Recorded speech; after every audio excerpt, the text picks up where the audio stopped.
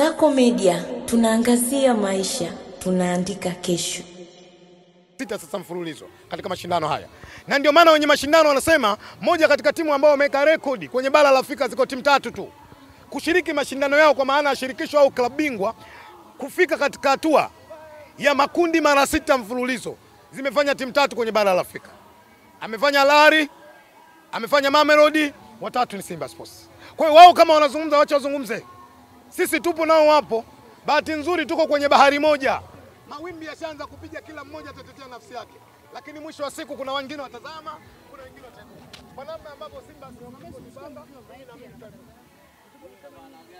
baba mkwe, manake kuonekana nyinyi back to back mara 6, lakini mmekuwa kiwango cha ubora, mmekuwa mara ya kwanza labda mnafika mara 5. Yaani mara nyingi kwenye rekodi za kafu mnakuwa mnaziweka sana. Hiyo ni kuonyesha ni wakubwa sana hapa Tanzania. Yes. Moja, ukizungumzia virabu vikubwa na virabu bora barani Afrika lazima uzungumzie Simba. Na hii kwa watano hakuna mtu aliyetua, bali yakuwa walietua wenye mpira wao. Lakini ukiachia hivi tu, leo wanakwenda kwa mashindano kutoka kwenye vilabu bora katika bara la Afrika. Moja katika vilabu ambavyo vimeingia vilabu 10 kwa ubora ni Simba Sports. Isipokuwa tukipata bahati kuingia kwenye nini? Kwenye klabu ya 5 kwa ubora katika bara kwa mwaka huu.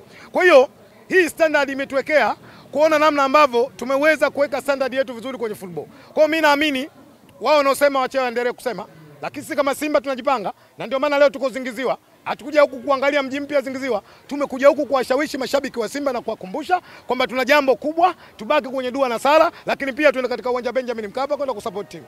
Bwana, ndugu zako wametoa jezi muda mchache ambao umepita, na nyinyi mtafanya zoezi la utambulishaji wa jezi. Kwa namna ambavyo umezitazama zile jezi, kitu gani unasema Mikoi Kisugu?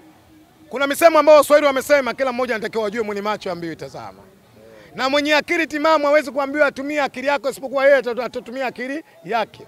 Kuna tofauti kubwa sana kati ya jezi na malapulapu.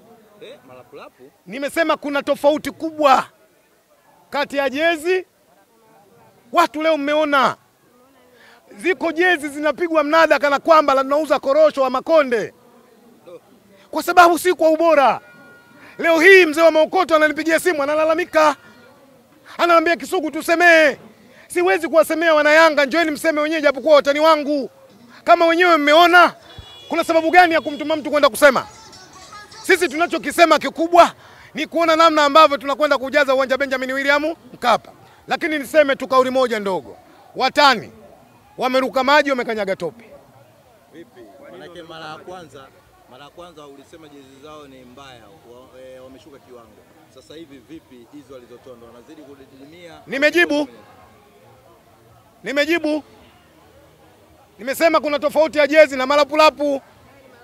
Subirini, jezi za mpira mtaziona. Subirini, jezi zinazokwenda kuvaliwa na klabu ya 5 kwa ubora kwenye bara la Afrika mtafanyaje? Mtaziona. Na siku Simba atakapokwenda kuzindua jezi, naombeni waandishi wa habari mnitafute, ili nionyeshe tofauti kati ya jezi na nini? Na malapulapu.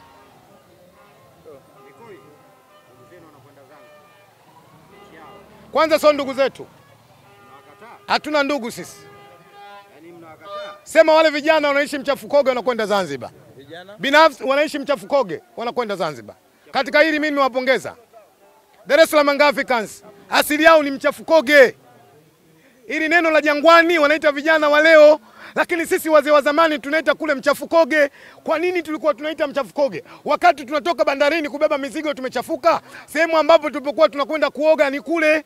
Na ndio maana tukasema kule kunaitwa nini? Mchafukoge, maana yake ukichafuka kule unakwenda kufanyaje? Kuoga. Kwa hiyo ile neno la Jangwani limeitwa juzi tu. Kwanza pale hapana sifa ya kuitwa jangwa. Kwenye mto unahitaji jangwa. Kwenye mto unahitaji jangwa. Pale panaitwa Mchafukoge, na ndio maana hata ile kata ni kata Mchafukoge. Tunawapongeza katika hili kwenda Zanzibar. Wao wamejitathmini udogo wao, wameona hatuwezi kushirikiana na klabu kubwa.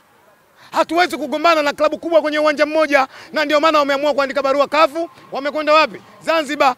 Binafsi kama Kisugu nawapongeza katika maamuzi haya. Kisugu, umejisikiaje kuona shabiki mwenzako wa Simba? No comment. Yako mengi ya kuzungumza waandishi wa habari. Leo Simba tunahitaji watu katika uwanja Benjamin William Mkapa. Mimi nafikiri haya ni mambo makubwa ya kuwazungumza kuliko ni mengine. Hayo mengine niseme no comment. No comment. No comment. Kiachana na hilo, kwa upande wa mashabiki ambao mmekuja huku tena kwenye hamasa kubwa kama hii, lakini wao wanasema mnatumia nguvu kubwa kuwaita, ndio maana mnakwepa kusema ile bure, ili mnatumia nguvu kubwa kuwaita. Kukumbushana ni jambo la msingi.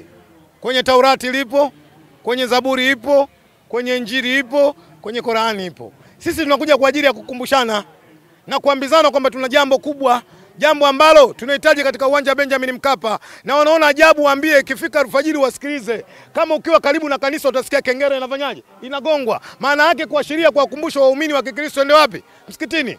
Nani kanisani? Ikifika alfajiri unasikia adhana inapigwa. Maana yake kwamba Waislamu wanakumbushwa kwenda wapi? Na ukisikia parapanda la mpira limepigwa, wana Simba tunakumbushana kwenda katika uwanja wa Benjamin Mkapa. Yes.